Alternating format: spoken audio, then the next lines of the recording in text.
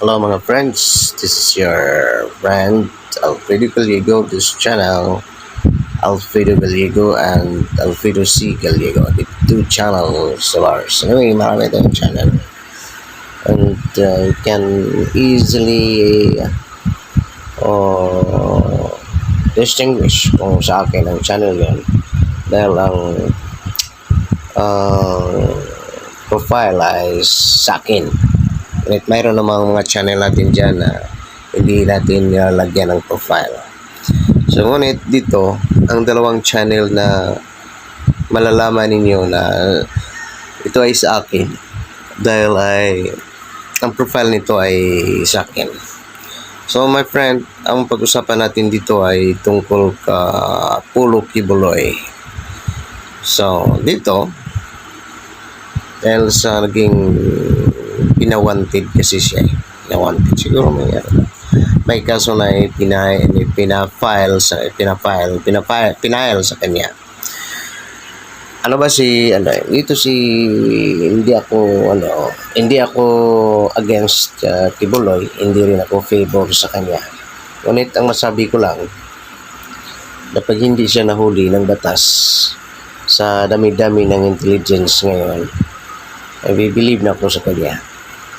Magbibilieve ako talaga sa kanya. Hindi siya mahuli within kahit 10 years lang, hindi siya mahuli. Believe na ako sa kanya.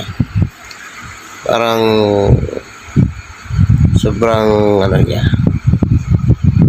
talino niya, saka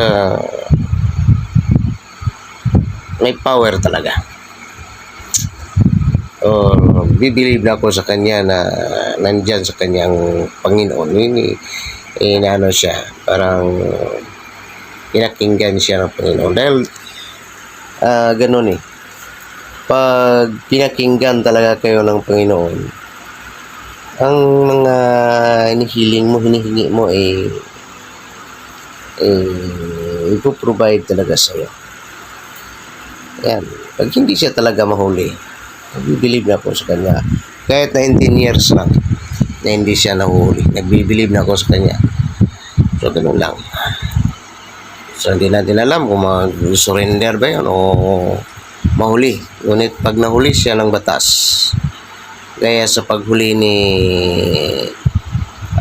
Master Ben Poray Clio Jr., so, pag gano'n, ang pagkahuli sa kanya, pareho silang dalawa na mahuhuli rin. So, ganun. Ngunit pag hindi yan mahuli, kahit 19 years hindi yan mahuli, nabibinig ako sa Pulo Kibuloy. So, ganun lang, my friend. So, again, this is your friend, Alfredo Gallego, this channel, Alfredo Gallego and Alfredo C. Gallego. Have a blessed day once again sa lahat sa atin.